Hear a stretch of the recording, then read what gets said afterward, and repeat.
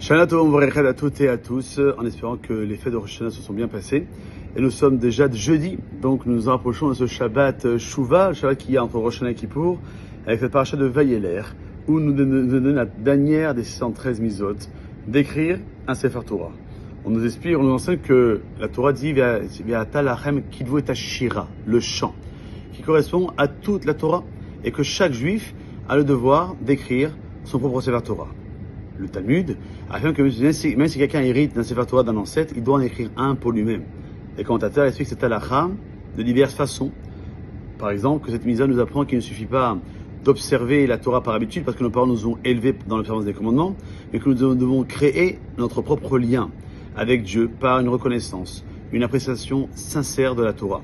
Le fait d'écrire son propre Sefer Torah et ne pas se suffire de celui de ses parents montre que l'on cherche à développer son propre chemin dans le service divin et de ne pas suivre aveuglément la voie tracée par les parents. Ce principe qui est développé par nos Chachamim concernant la mise d'écrire un Sefer Torah, puisque le traité de Menachot en parle et dit que celui qui écrit un Sefer Torah pour lui-même est considéré comme ayant reçu et accepté la Torah au Mont Sinaï. Et on précise qu'il y a 3 niveaux dans le respect des misot. Il y a ceux qui agissent par amour, ceux qui les accomplissent par crainte et ceux qui ont été habitués et pour qui elles sont devenues une seconde nature. Et Chachamim argumente cela en disant que puisqu'une personne qui appartient à cette dernière catégorie ne respecterait pas la Torah si ce n'est par habitude, elle n'aurait logiquement pas voulu accepter si elle avait été présente au Mont Sinaï. En revanche, si une personne décide d'écrire un Sefer Torah, son propre Sefer Torah, ne se suffit pas de celui de ses parents, elle montre que son respect de la Torah est un choix et non le simple fruit de son éducation.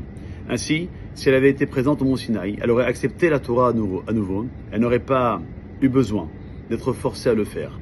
C'est pourquoi nos sages affirment que celui qui a écrit son propre Sefer Torah est considéré comme ayant reçu lui-même la Torah au Mont Sinaï, et comprendre que même de nos jours, où peut-être il y a trop de Sefer Torah dans les synagogues, ou ça coûte un peu trop cher, le fait d'acheter des livres d'études de Torah arrivera au même résultat, au même salaire. C'est pour ça que Be'ata, maintenant dit la Torah. À présent, vous avez seulement la Torah écrite, alors écrivez pour vous, attachez à d'autres ce cantique. Vous avez le commandement d'écrire cette Torah. Cependant, dans les générations futures, quand la Torah orale sera écrite, elle aussi. Car aujourd'hui, on voit que le Talmud, il est imprimé. La misa consistera également à écrire des livres de la Torah orale. Les enseignements de cette misa sont très pertinents dans cette période des 10 jours de Teshuvah. L'un des ingrédients essentiels pour une Teshuvah sincère, c'est le désir d'améliorer notre relation à Kadosh Baruch Hu, d'éliminer les fautes qui nuisent à ce lien. Et pour ce faire, il est primordial de renforcer sa émouna, de se souvenir de la raison des misot. Tout au long de l'année, on peut essayer d'observer la Torah, mais le risque de tomber dans le piège de l'habitude et de perdre de vue le but de cette observance est important et permanent. Le travail d'hier et d'avant-hier à Rosh Hashanah est grandement lié à cette idée. Au cours de cette fête qui s'est déroulée durant les dernières 48 heures, nous nous répétons à maintes reprises qu'Akadosh Baruch Hu, c'est notre roi et que nous désirons accomplir sa volonté. Ce travail doit nous aider à nous souvenir que nous respectons les mitzvot pour nous rapprocher d'Hachem, et pas seulement parce que nous y avons été habitués depuis notre tendre enfance. Et comprendre que la mitzvah d'écrire un Sefer Torah nous enseigne aussi une autre leçon. Un enfant ne doit pas seulement imiter la Avodat Hachem de ses parents, mais il doit forger sa propre et unique relation avec Dieu en développant ses traits de caractère, en exploitant au maximum ses talents. Par ailleurs, nous incombe d'écrire exactement le même Sefer Torah que celui de nos ancêtres, preuve qu'il ne faut pas non plus se montrer trop innovateur. Tous les juifs sont issus d'une même lignée, c'est l'Avraham Avinu. On doit donc se conformer aux instructions reçues, aux comportements observés dans notre ascendance. Cela dit, les maillons de la chaîne ne sont pas strictement identiques les uns aux autres.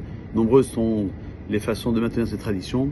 Ce développement, il est aussi important pendant cette période entre Rosh Hashanah et Kippour. Ne sont pas seulement pour juger sur notre observance des mitzvot, mais aussi sur la relation. Notre objectif dans la vie, c'est pour ça que cette période-là est une période propice à la réflexion sur notre raison d'être et nos ambitions. Passez une bonne journée. Et Tzom Kal.